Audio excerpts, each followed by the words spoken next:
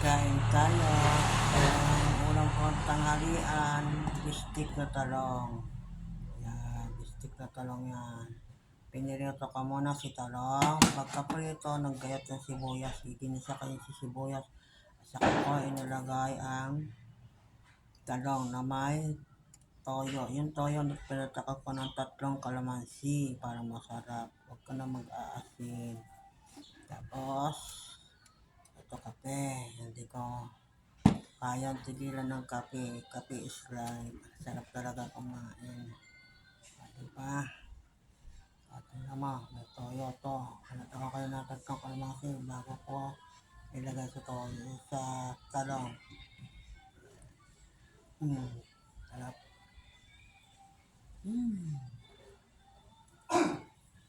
Sarap talaga kumain.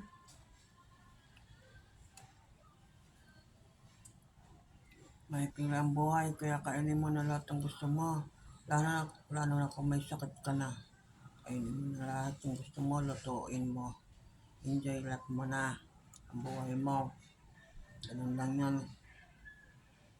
Kain tayo. Luto ka na yung gusto mo hanggat malakas ka pa. Kumain ka ng gusto mo. Mamasal ka. Enjoy mo na ang buhay mo. Laban lang. Habang may sakit ka. Kainin mo na lahat ng gusto mo. Kainin mo na lahat. Ganun lang ang buhay. Enjoy life. Hanggang may lakas ka pa. Kainin mo na lahat. Okay?